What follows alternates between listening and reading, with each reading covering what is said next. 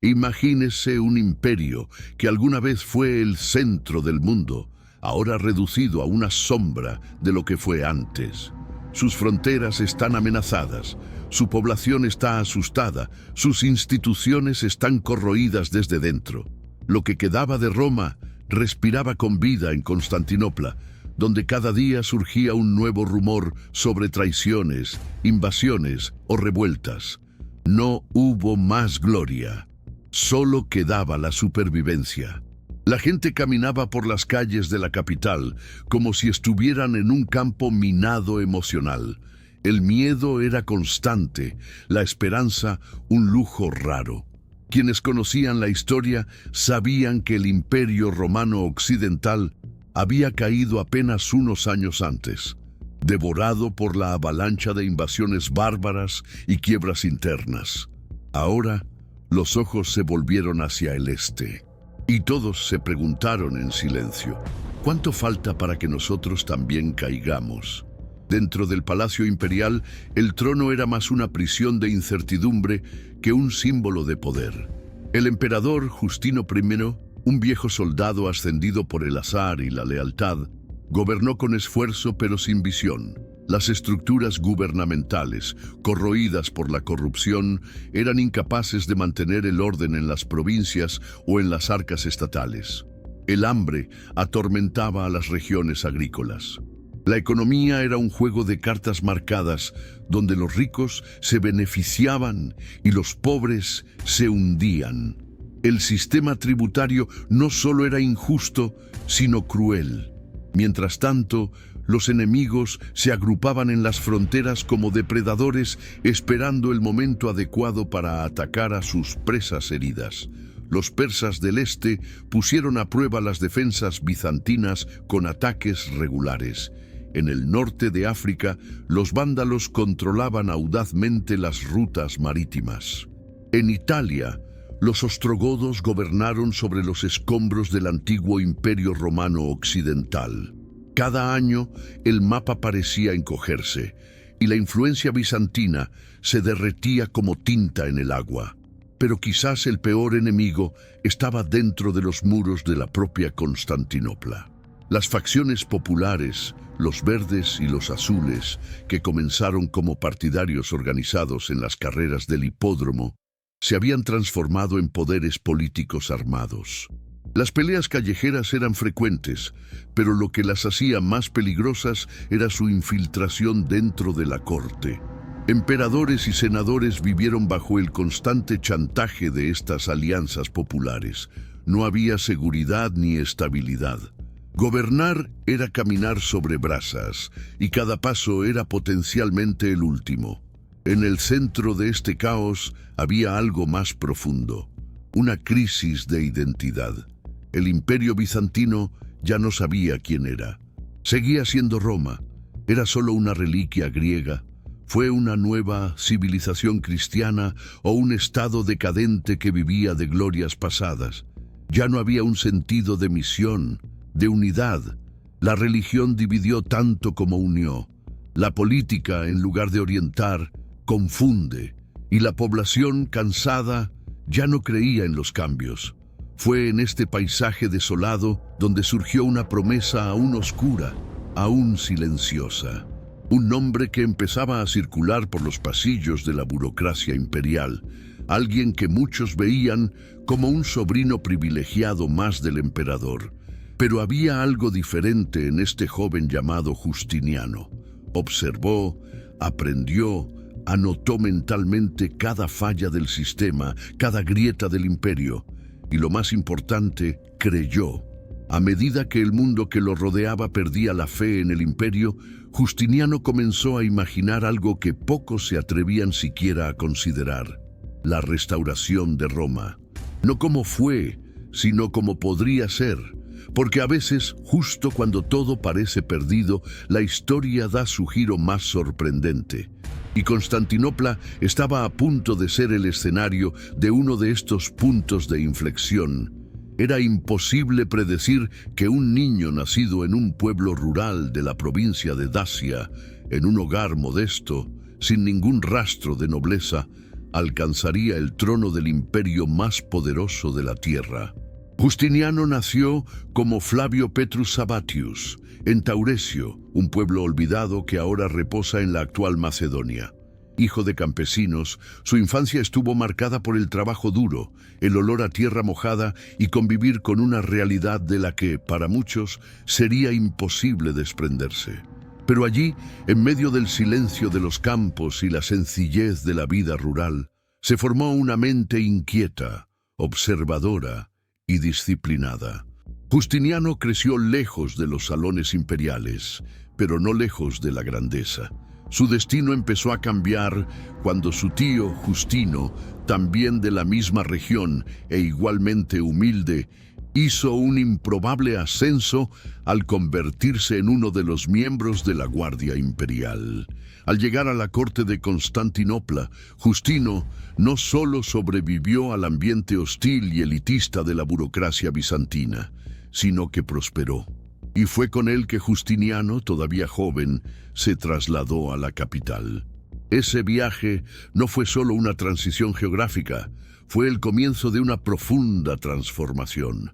Constantinopla, con sus gigantescas murallas, sus mercados llenos de sonidos y colores y sus majestuosos templos, fue el corazón del imperio y la cuna del poder. Justiniano, que surgió del polvo de los caminos, entró en este mundo como aprendiz y nunca más se iría. Justino, reconociendo el talento precoz de su sobrino, le garantizó la mejor educación posible. Justiniano se sumergió en los clásicos de la literatura griega y romana. Estudió derecho, teología, filosofía y administración. No fue solo un estudiante brillante, fue un hombre obsesionado por comprender el funcionamiento del imperio, sus engranajes, sus debilidades y sus posibilidades. El joven campesino comenzó a perfilarse como un estadista, pero con una ventaja que ninguno de los aristócratas que lo rodeaban tenía. Conocía la realidad del pueblo. Conocía el peso de una moneda de bronce, el valor de un trozo de pan, el sufrimiento de una carga injusta. Sus orígenes le habían armado de empatía y ésta se convertiría en una de sus armas más poderosas. Cuando Justino ascendió al trono en 518, tras la muerte de Anastasio, Justiniano se convirtió en su sombra más cercana. A pesar de no ocupar formalmente ningún cargo en sus primeros años, fue quien influyó profundamente en las decisiones de su tío, quien reconoció los límites de su capacidad y confió plenamente en su sobrino. En la práctica, Justiniano ya gobernaba, incluso sin corona. Era un organizador silencioso, un estratega político que actuaba entre bastidores con precisión quirúrgica. Reformó instituciones, creó alianzas con líderes eclesiásticos y controló facciones urbanas con inteligencia y promesas. La nobleza tradicional despreció al joven sin pedigrí, pero no pudo negar su eficacia. Justiniano no buscó impresionar con palabras vacías. Dio resultados. Sus reformas administrativas, incluso antes de convertirse en emperador, ya estaban empezando a organizar el caos que había quedado de décadas anteriores. Su dominio del derecho y la teología le convirtieron en un puente entre las tensiones religiosas que dividían el imperio. Fue respetado por los militares, admirado por los juristas y tolerado por la élite, aunque sea de mala gana. Pero lo que realmente distinguió a Justiniano de cualquier otro político de su época fue su visión. Mientras muchos buscaban mantener lo que quedaba del imperio, él soñaba con restaurarlo, no solo territorialmente, sino en esencia. Creía que Roma todavía podía renacer más cristiana, más justa y más poderosa. Esta ambición, que muchos consideraban una locura, estaba alimentada por un sentido casi divino de misión. Justiniano no vio su camino como un simple ascenso personal. Se veía a sí mismo como un instrumento de un plan mayor. Su capacidad para equilibrar intereses opuestos fue notable. Supo complacer a la Iglesia, sin ceder del todo ante el clero. Entendía a la gente, pero también sabía contener sus impulsos. Dialogó con los generales, pero nunca renunció al control total. Era un maestro en el arte de parecer pasivo mientras movía cada pieza del tablero. Cuando, en 527, Justino cayó gravemente enfermo, no hubo una verdadera disputa sobre la sucesión. Todo el mundo sabía que el imperio ya estaba en manos de Justiniano, y ese mismo año fue coronado emperador del Imperio Bizantino. Fue el momento culminante de una trayectoria que desafió todo lo que se esperaba de la aristocracia romana. Un campesino se había convertido en César. Un hombre sin linaje había conquistado el trono de la mayor potencia del mundo. Pero para Justiniano, ese no fue el final. Fue solo el comienzo. Por ahora, con la corona en la cabeza y el destino del imperio en sus manos, comenzaría el proyecto más audaz de su vida: reconstruir un imperio en ruinas y reescribir la historia de la civilización. Si llegaste hasta aquí, cuéntame algo en los comentarios. ¿Crees que un hombre del campo, sin sangre noble, realmente podría estar destinado a gobernar el imperio más grande del mundo? ¿O fue todo cuestión de suerte, de estar en el lugar correcto en el momento correcto? Quiero saber tu opinión. Comenta abajo, porque tu visión también es parte de este viaje. Y si esta historia te tomó por sorpresa, imagínate lo que te espera. Deja un me gusta, suscríbete al canal y activa las notificaciones, porque apenas estamos en el comienzo. Esta es solo la primera parte de una transformación que cambiará el destino de todo un imperio. No te pierdas los próximos capítulos de esta saga. Entre todas las alianzas que Justiniano formó en su vida, ninguna fue tan decisiva y a la vez tan controvertida como su matrimonio con Teodora. No era una mujer noble, ni provenía de una familia influyente. Su pasado fue, para muchos, un escándalo. Pero para Justiniano, ella era más que una consorte. Ella era su igual, su consejera, su fuerza en sus momentos más oscuros. La unión entre ambos no fue solo un encuentro de almas, fue un pacto político, una revolución silenciosa que desafió las convenciones del imperio y redefinió lo que significaba reinar. Teodora nació en circunstancias humildes. Hija de un domador de osos, creció entre bastidores en el hipódromo de Constantinopla, rodeada de artistas, acróbatas y todos los excesos que proporcionaba la vida bohemia. Desde muy joven trabajó como actriz y bailarina, roles que, en ese momento, estaban muy asociados a la prostitución. Era común que mujeres como ella fueran despreciadas por la alta sociedad y relegadas a los rincones más oscuros de la historia. Pero Teodora no era como los demás. Desde temprana edad demostró una inteligencia aguda, una mirada crítica al mundo que lo rodeaba y una rara capacidad de adaptación. En lugar de dejarse influir por las circunstancias, ella las moldeó a su favor. Su camino se cruzó con el de Justiniano en una época en la que ya era una figura destacada en la corte, aunque aún no emperador. La conexión entre ellos fue inmediata y profunda, pero la relación generó una feroz resistencia.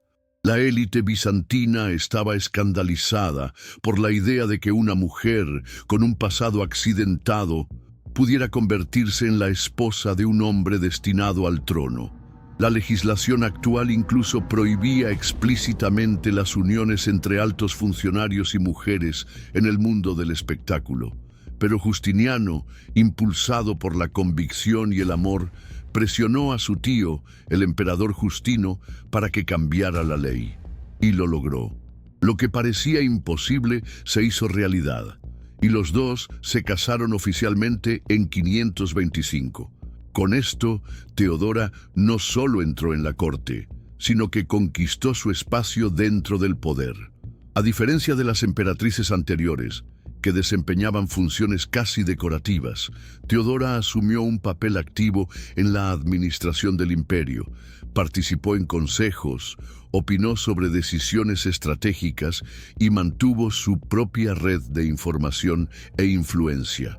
Ella no era una figura detrás de escena, era una voz dentro del palacio, firme, articulada, temida por algunos y admirada por otros. Su actuación más notable fue quizás durante la revuelta de Nika, cuando el imperio estaba al borde del colapso y muchos aconsejaron a Justiniano que huyera de la ciudad para salvar su propia vida. Fue Teodora quien se opuso con vehemencia. Según los informes, declaró que el morado es un buen sudario, indicando que preferiría morir como emperatriz que vivir como exiliada. Su valentía fue el detonante para que Justiniano recuperara el control de la situación y aplastara la rebelión con mano de hierro. Sin ella, quizás el reinado habría terminado ahí. Pero Teodora no era solo una mujer de carácter fuerte. También destacó por sus acciones sociales y políticas encaminadas a proteger a las mujeres y a los más vulnerables. Promovió leyes que aumentaron los derechos de las mujeres, especialmente en el matrimonio y la protección contra el abuso. Luchó contra el tráfico sexual y creó refugios para mujeres en situación de explotación. Aquellos que antes eran invisibles, ahora tienen voz a través de la emperatriz, que alguna vez también fue marginada. Sin embargo, su influencia también provocó tensiones dentro de la corte. Muchos la veían como manipuladora, autoritaria, una mujer que no conocía su lugar. Sus enemigos la acusaron de exceder los límites de lo aceptable, de gobernar en las sombras en nombre de Justiniano. Había quienes decían que el emperador era solo una fachada y que el verdadero cerebro detrás del trono era ella. Justiniano, sin embargo, nunca la trató como una amenaza o una sombra. La veía como parte de sí mismo, la única persona en quien podía confiar plenamente en medio de las intrigas del poder.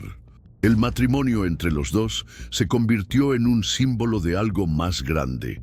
La idea de que el poder no tenía por qué estar ligado al nacimiento y que las mujeres podían ejercer influencia sin renunciar a su identidad.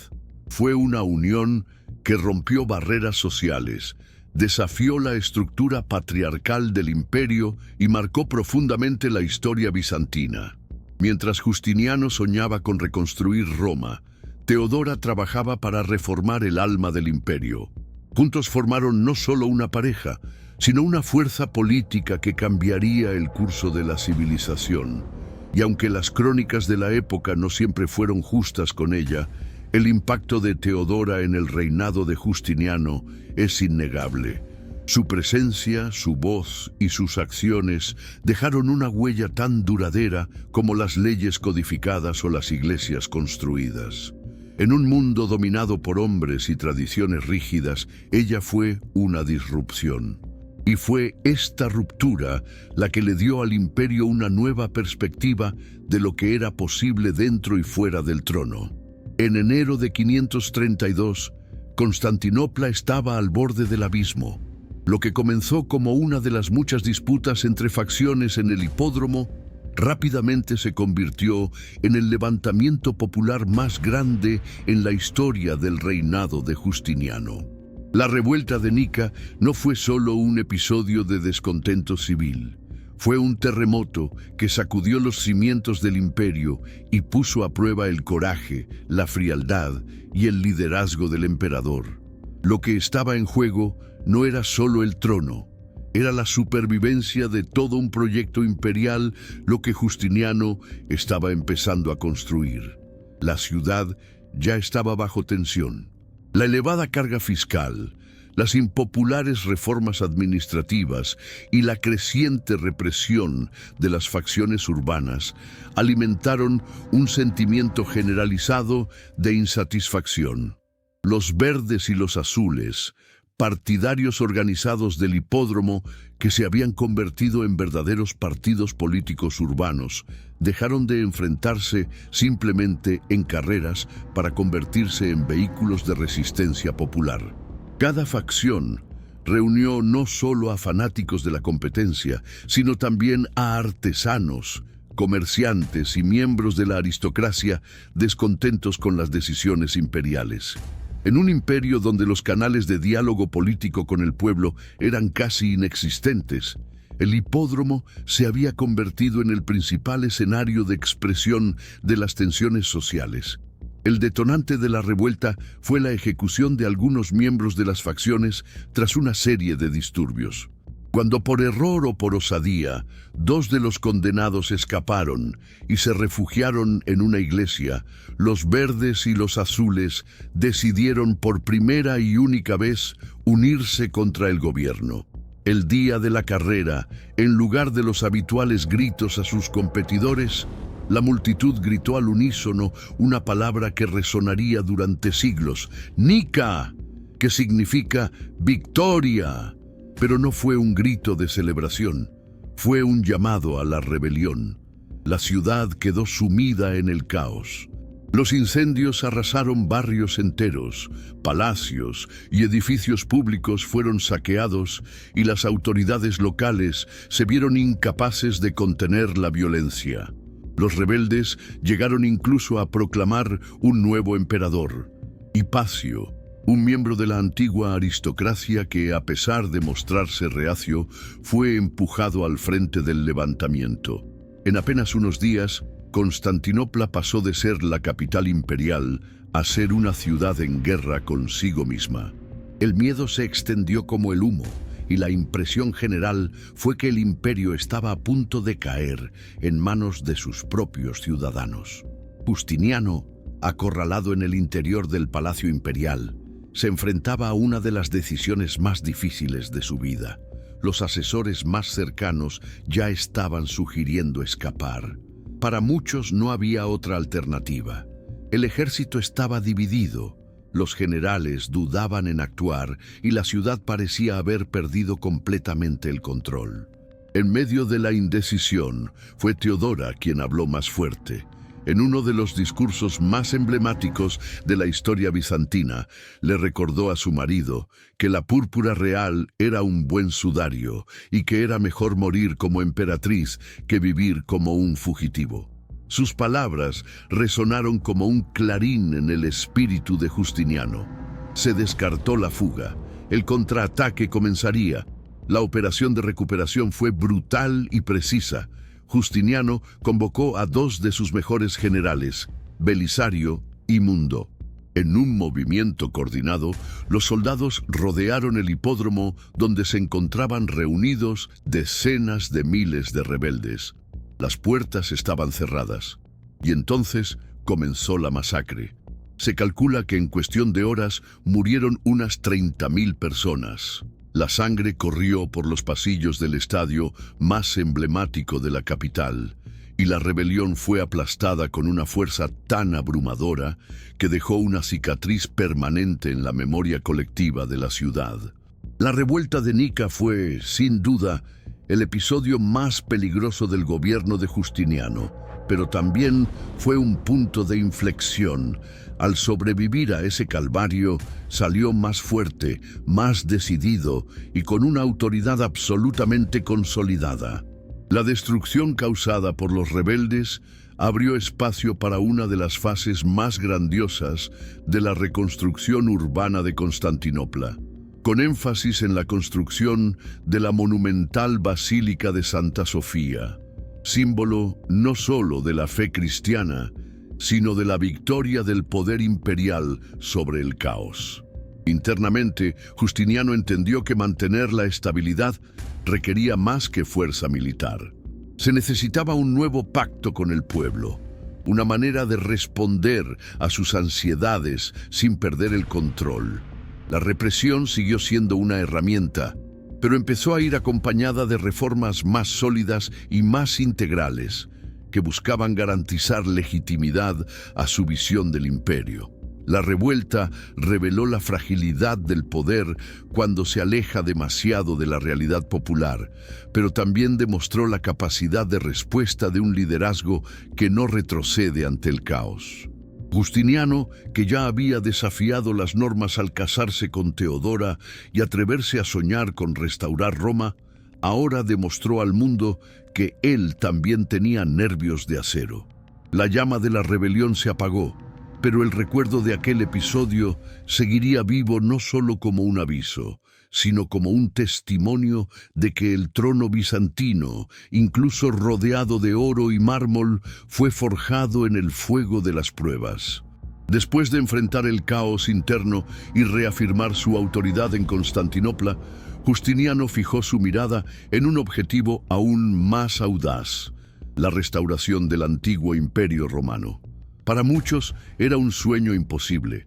Las tierras que alguna vez estuvieron bajo el dominio de Roma ahora pertenecían a reinos germánicos consolidados, con ejércitos experimentados y administraciones bien establecidas. De no ser por Justiniano, el imperio nunca debería haberse dividido. Vio las provincias perdidas como miembros amputados de un cuerpo aún vivo. Su misión era traerlos de regreso y estaba dispuesto a sacrificar recursos, soldados y décadas de estabilidad para lograrlo. La primera oportunidad surgió en el norte de África, donde los vándalos habían gobernado desde el siglo anterior. A pesar de su reputación de crueldad y habilidad militar, el reino vándalo se había visto debilitado por luchas internas y un liderazgo inestable. Justiniano, siempre atento a las debilidades de sus enemigos, vio la oportunidad de lanzar una ofensiva quirúrgica. En 533, confió la misión al general Belisario, uno de sus comandantes más brillantes. Con solo unos 15.000 soldados, Belisario desembarcó en la costa africana y, en algunas batallas decisivas, derrocó al régimen vándalo. Cartago fue reconquistada y el norte de África volvió al imperio a una velocidad impresionante. Fue la primera victoria real del proyecto de restauración imperial, pero no sería el último. La siguiente campaña fue aún más audaz. Italia, cuna del Imperio Romano Occidental, estaba bajo el dominio de los ostrogodos, liderados por Teodorico y más tarde por su sucesor, Vitiges. Justiniano vio a Italia no solo como una conquista política, sino también como un símbolo. Recuperarlo significó demostrar al mundo que Roma aún no vivía en ruinas, sino en poder del Imperio de Oriente. La guerra gótica, que comenzó en 535, sería larga, brutal y marcada por constantes agitaciones. Belisario, de nuevo al frente de las tropas, avanzaba con destreza. Conquistó Nápoles, luego Roma y finalmente Rávena, el centro del poder ostrogodo. Sin embargo, a pesar de las victorias iniciales, la resistencia goda fue feroz.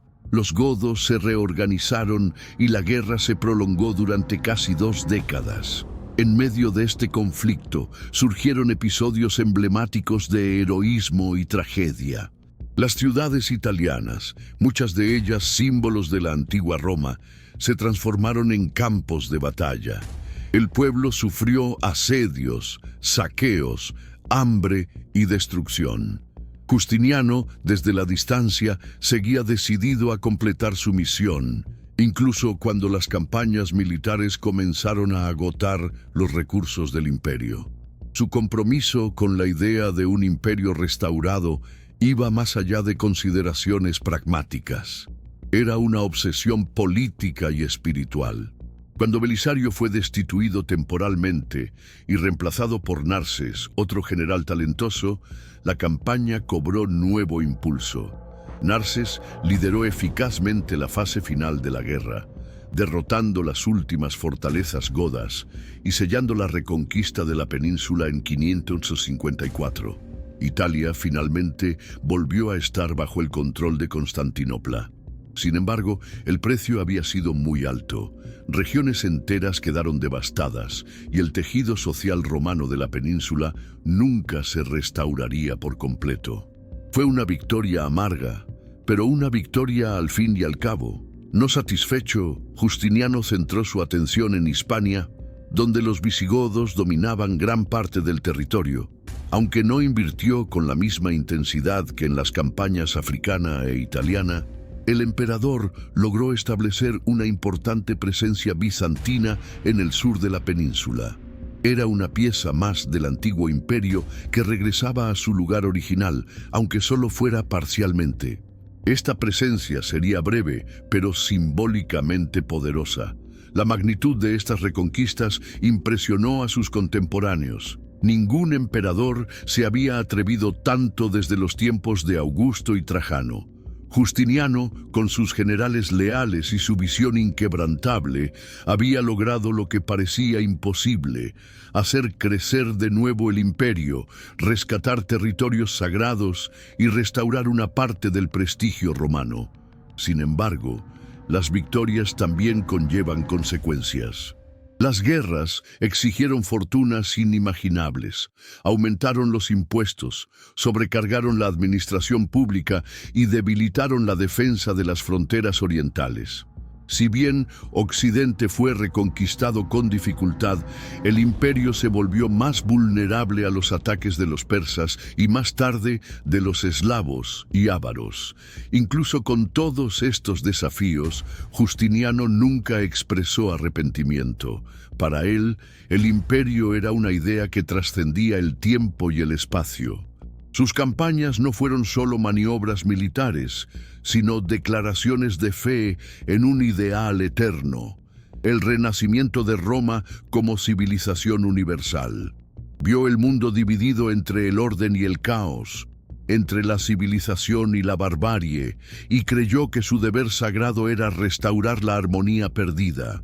Así, mientras el polvo de las batallas aún se posaba sobre las antiguas piedras de las ciudades reconquistadas, el nombre de Justiniano empezó a quedar grabado en la historia como el emperador que se atrevió a soñar demasiado en grande. Y, por muy costosas que fueran las conquistas, demostraron una verdad que resonará durante siglos: cuando un imperio cree en su propio destino, ni el tiempo, ni los enemigos, ni las ruinas pueden detenerlo. Para Justiniano, reconquistar territorios no era suficiente. La verdadera restauración del imperio requería algo más profundo, más duradero y más ambicioso que las victorias militares. Era necesario reconstruir la estructura misma de la civilización romana, y eso significaba redefinir la ley, la fe y el orden. Durante su reinado nació lo que los historiadores llamarían justinianismo, un grandioso proyecto que pretendía transformar el imperio bizantino en un organismo perfecto, donde el poder espiritual y el poder temporal se unificaran bajo la figura del emperador, y donde cada aspecto de la vida social estuviera alineado con los ideales de justicia y armonía. La columna vertebral de este sueño fue la codificación de las leyes romanas. Desde la antigüedad, el derecho romano se había convertido en un laberinto de normas contradictorias, decretos obsoletos y jurisprudencia fragmentada. Justiniano decidió poner fin a esta confusión. Encargó a un grupo de juristas, encabezados por Triboniano, una tarea monumental: reunir, revisar, corregir y reorganizar siglos de legislación romana en un cuerpo único, coherente y accesible. El resultado fue el Corpus Juris Civilis, o Cuerpo de Derecho Civil, una obra maestra jurídica que influiría profundamente en la historia occidental durante más de 1000 años. No fue solo una recopilación de leyes, fue una declaración de principios, un intento de hacer de la justicia una ciencia sistemática y central en el gobierno. El Corpus Juris Civilis estaba compuesto por 4 partes principales: el Código, que reunía todas las leyes imperiales desde Constantino; el Digest, una colección de las opiniones de los más grandes juristas de la Roma clásica; los Institutos, un manual didáctico para estudiantes de derecho; y las telenovelas, que incluyó legislación posterior a su promulgación inicial. Fue una obra de unificación e imposición de orden, algo que reflejaba el espíritu del propio Justiniano: intolerante al caos, devoto de la armonía. Por primera vez, el imperio tenía una base jurídica uniforme, aplicable a todos sus ciudadanos, desde el senador más rico hasta el artesano más simple. Pero Justiniano no solo quería un imperio regulado por buenas leyes, quería un imperio que reflejara la gloria de Dios. La religión, para él, no era un campo separado de la política, sino una parte esencial de la estructura del Estado. El emperador se veía a sí mismo como el brazo terrenal de la voluntad divina y, por tanto, intervenía intensamente en los asuntos de la Iglesia. Persiguió vigorosamente las herejías, especialmente el monofisismo, y buscó imponer la ortodoxia cristiana como base ideológica del imperio. Sus reformas eclesiásticas reforzaron la idea de que el poder espiritual estaba subordinado al trono. El emperador era la manifestación plena de la autocracia sagrada como defensor de la fe y árbitro supremo de la verdad religiosa. Esta fusión entre religión y poder se expresó de manera imponente en la arquitectura. La construcción de Hagia Sofía, tras la destrucción provocada por el levantamiento de Nika, fue la culminación de este ideal. Justiniano ordenó que el templo superara todo lo que se había hecho antes, y lo logró. Cuando la obra estuvo terminada en un tiempo récord, el emperador habría exclamado: «Salomón, te he superado». La colosal cúpula, los mosaicos dorados, la armonía entre la luz y el espacio hicieron de Santa Sofía un símbolo visual del justinianismo. Majestuoso, inquebrantable, sagrado. Era más que una iglesia. Fue la encarnación arquitectónica del imperio soñado de Justiniano. Además, impulsó una serie de reformas administrativas y sociales que buscaban consolidar este modelo ideal de imperio. Estableció nuevas rutas comerciales, reorganizó la recaudación de impuestos, creó incentivos para la agricultura y la artesanía e intentó revitalizar la vida urbana en regiones previamente desatendidas. Reforzó las defensas fronterizas, modernizó el aparato burocrático y amplió el alcance de la autoridad imperial sobre las provincias más distantes. En todos los rincones del imperio había señales de su mano: caminos, fortalezas, iglesias, escuelas y palacios. Justiniano no solo gobernó desde Constantinopla, su visión se extendió por todo el mundo romano. Su gobierno, sin embargo, no estuvo exento de críticas. Muchos vieron el justinianismo como una forma de tiranía disfrazada de orden.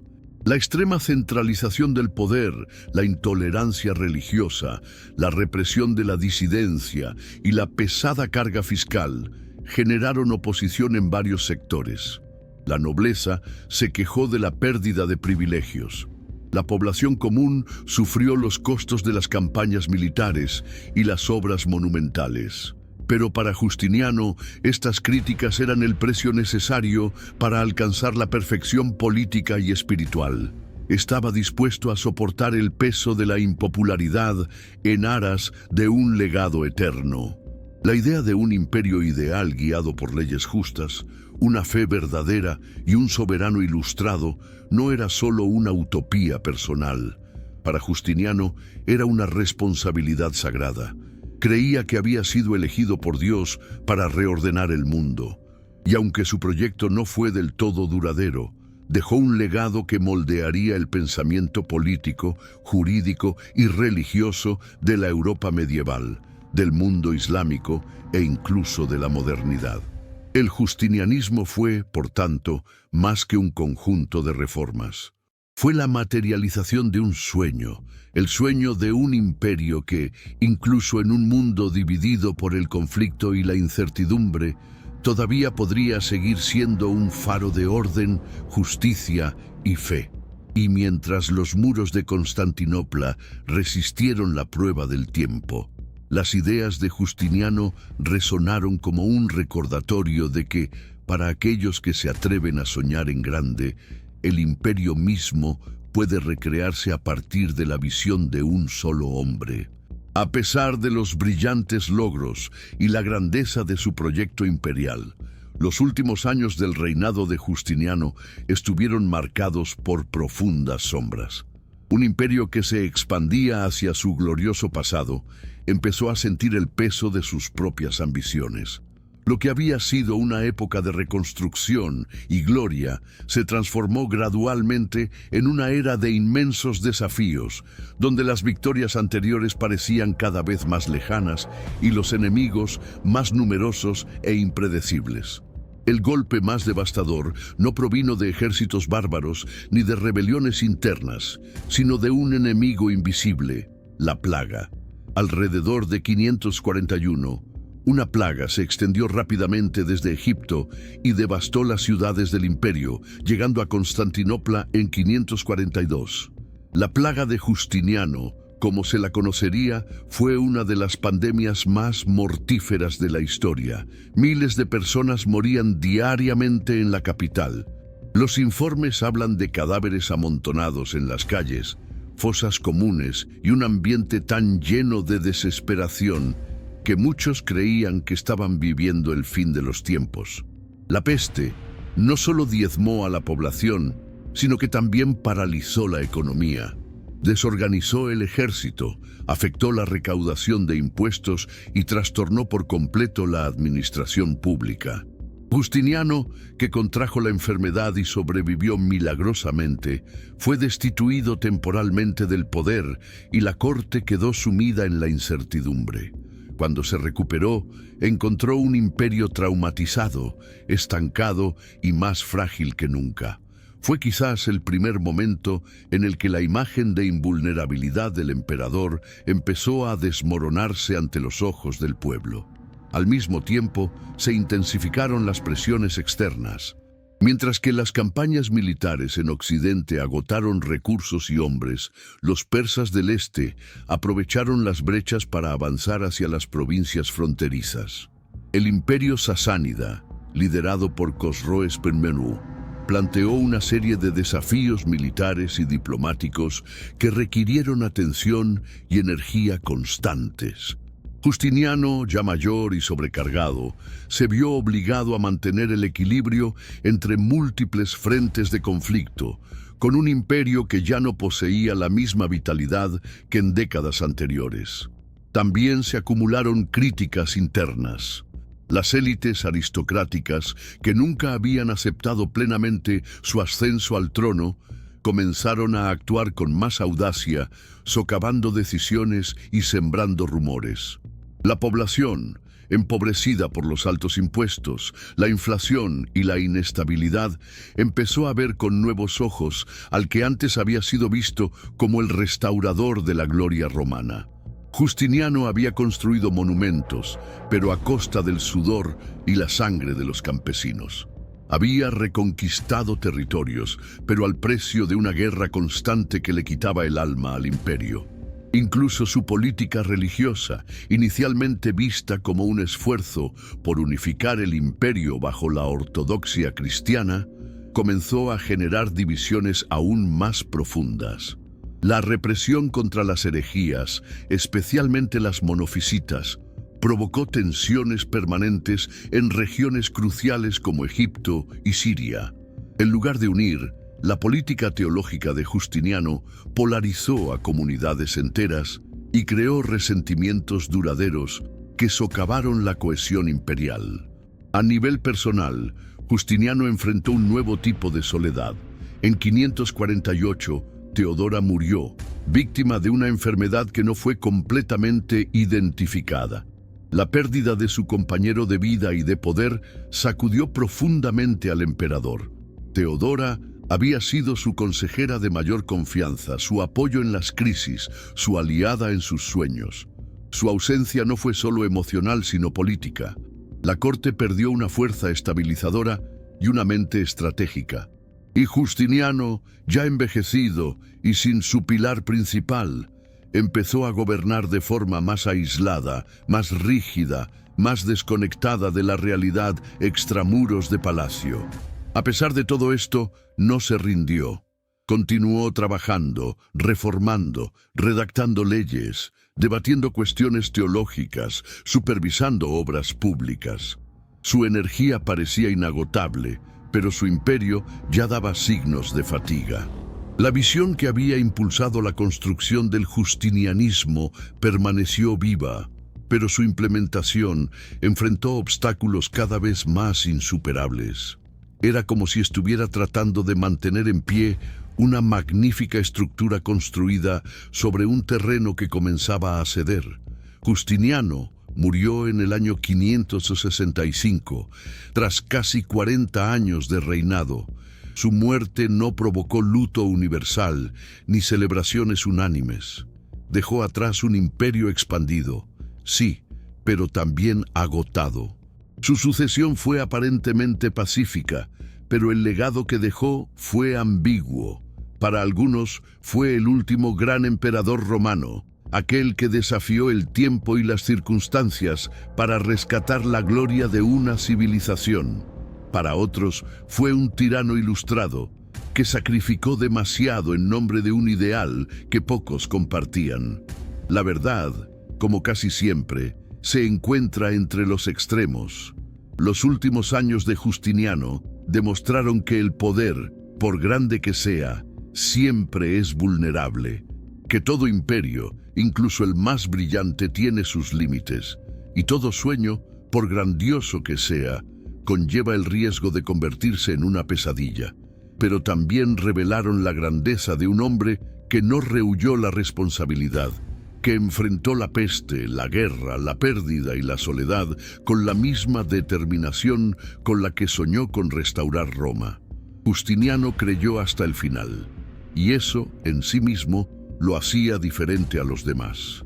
Incluso siglos después de su muerte, el nombre de Justiniano sigue resonando en los pasillos de la historia como uno de los líderes más complejos, ambiciosos e influyentes que el mundo haya visto jamás. Su figura superó los límites del tiempo, no solo por la grandeza de sus hazañas como gobernante del Imperio Bizantino, sino por el profundo y duradero impacto que sus acciones dejaron en las estructuras jurídicas, religiosas, culturales y políticas de Occidente y más allá. Justiniano no fue solo un emperador que gestionó crisis y conquistó territorios. Fue un arquitecto de civilizaciones, un reformador de ideas y un símbolo de continuidad entre el mundo antiguo y la modernidad que nacería siglos después. La contribución más tangible e inmortal de Justiniano se encuentra en el campo del derecho. El Corpus Juris Civilis, compilado durante su reinado, no solo reorganizó y preservó el derecho romano, sino que también sentó las bases para casi todos los sistemas jurídicos del mundo occidental. Cuando Europa se hundió en las tinieblas de la Edad Media, las universidades del Renacimiento encontraron en el Código de Justiniano la base para reconstruir un sistema jurídico coherente. Este cuerpo legislativo fue adaptado y estudiado por juristas en diferentes épocas y lugares, influyendo en el derecho canónico, las leyes napoleónicas e, indirectamente, incluso en las constituciones modernas. En una época en la que el imperio parecía desmoronarse, Justiniano ofreció a la posteridad una base legal sólida que se extendería a lo largo de los siglos. En el ámbito religioso, su legado es igualmente notable, aunque más ambiguo. Justiniano creía que no solo era el jefe de Estado, sino también el representante terrenal de la voluntad divina.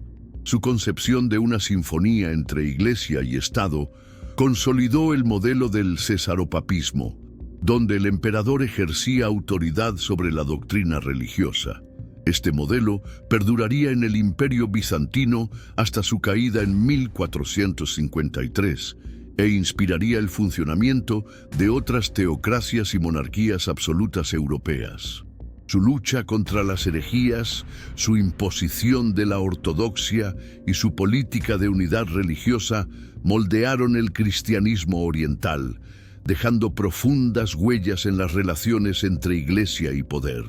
La división entre el Oriente ortodoxo y el Occidente católico, aunque se consolidó más tarde, encontró sus raíces en los conflictos y decisiones de su época. Culturalmente, Justiniano dejó un legado artístico y arquitectónico que aún hoy es admirado. Hagia Sophia, su obra maestra, no es solo un monumento religioso. Representa el pináculo de la arquitectura bizantina, un punto de inflexión entre la antigüedad clásica y el estilo medieval. Durante siglos, Hagia Sofía fue el templo cristiano más grande del mundo e inspiró iglesias, mezquitas y palacios en todo el Mediterráneo y Medio Oriente. Sus mosaicos, cúpulas y columnas influyeron en el gusto estético de los imperios sucesores, incluidos el islámico y el otomano. Más que piedras y argamasa, Justiniano construyó símbolos. Símbolos que sobrevivieron a las guerras, a la decadencia e incluso al cambio de religión. A nivel político, su intento de restaurar el Imperio Romano no fue en vano. Aunque las conquistas territoriales fueron en parte efímeras, dejaron un mensaje poderoso. La idea de Roma aún vivía.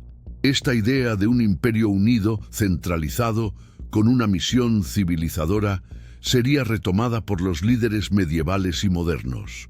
Carlomagno, en Occidente, se inspiraría en Justiniano para legitimar su sacro imperio romano. Más tarde, los propios zares de Rusia se proclamarían herederos de Bizancio, adoptando el título de César y manteniendo viva la narrativa de la continuidad imperial. La noción de un imperio guiado por la justicia, la fe y el orden se remonta directamente al modelo justinianista. Además, su reinado marcó la transición entre el mundo antiguo y el medieval.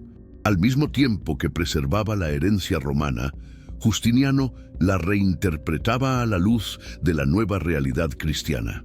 Fusionó elementos clásicos y cristianos, paganos y ortodoxos, en un singular esfuerzo de armonización. Esta síntesis marcó profundamente la cultura bizantina y ofreció a Occidente un modelo viable de civilización en tiempos de incertidumbre. El imperio que moldeó ya no era el de Augusto o Trajano, pero tampoco fue una ruptura. Era una nueva Roma cristiana, oriental y resiliente. Su legado, sin embargo, también conlleva contradicciones. Justiniano era un hombre de fe, pero también un autócrata despiadado, un legislador sabio, pero que gobernó con mano de hierro, un defensor de la ortodoxia, pero que dividió a comunidades enteras con su intolerancia religiosa, un restaurador del imperio, pero cuya obsesión por el pasado ha agotado recursos y debilitado fronteras. Estas ambigüedades son parte de lo que lo hace tan fascinante. Era humano en sus limitaciones, pero monumental en su visión. Al final, la grandeza de Justiniano no reside solo en lo que logró, sino en lo que inspiró. Era un emperador que creía que el mundo podía reordenarse, que la justicia podía ser universal y que el poder podía tener un propósito. Incluso ante plagas, guerras y traiciones, no retrocedió. Se mantuvo firme en su misión de dar forma al imperio a imagen de un orden superior. Y esta misión, por muy alejada que parezca de la realidad actual, sigue viva en cada constitución moderna, en cada templo que mezcla razón y fe, y en cada ideal de justicia que sobrevive a la brutalidad del tiempo. Por todo ello, Justiniano no pertenece solo al pasado. Él es parte del presente, un faro de ambición, complejidad y legado, un recordatorio de que, incluso en los tiempos más oscuros, es posible soñar con algo más grande y construir algo duradero.